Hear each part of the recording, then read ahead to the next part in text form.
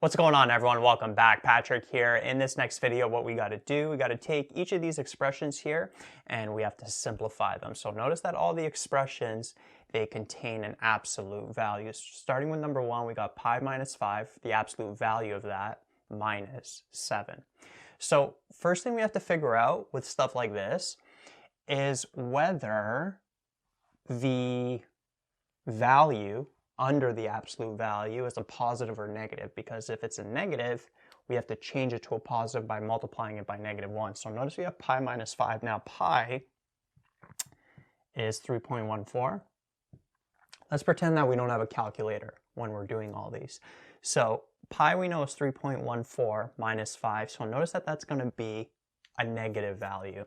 So to simplify this, we would take the pi minus 5,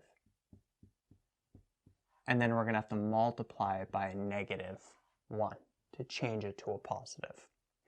And then we'll just have the minus 7. And so this would end up being negative pi plus 5 minus 7 after we distribute that negative inside the bracket. And we'd get negative pi minus 2. So that there would be the answer for number 1. Moving on to number 2, we have 3 minus absolute value -4 plus the absolute value of 6 minus 2 pi. Now, we know pi is 3.14, so we'd have 6 minus 2 times 3.14. Notice that that there is going to be a negative as well. This is a negative, obviously, but this is going to be a negative too. So basically what would happen here is we'd have 3 minus absolute value of -4 is positive 4. And then we'll have plus, and what we're going to do with this expression, the 6 minus 2 pi, is we're going to multiply it by -1. So this would end up being 3 minus 4 is -1. And then this here, we would have, you could multiply the positive and the negative. I'll just keep the positive outside for now and then distribute the negative. So we'll have -6 plus 2 pi.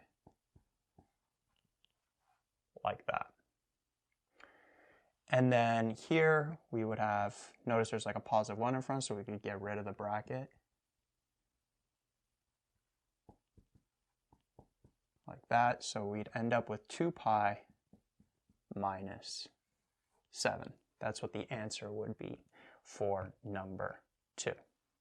And then number 3, I feel like I'm going to need a little bit more room for this one. So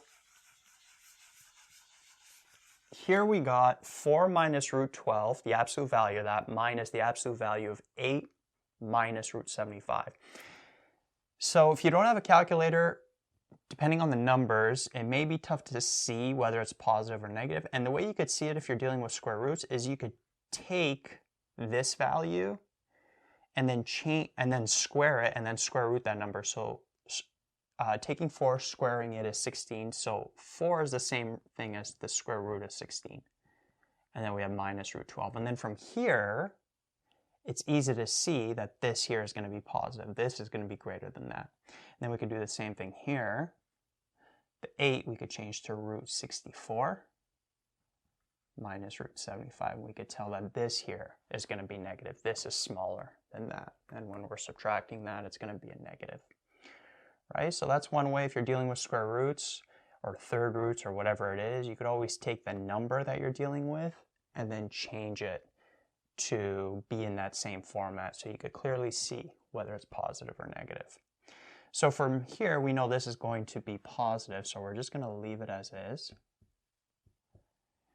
But then this over here is negative, so what I'm going to do is multiply that by -1. Like that. And so to simplify this, we'd have 4 minus root 12 minus, in brackets, we'd have -8 plus root 75. Once we distribute that negative inside that bracket.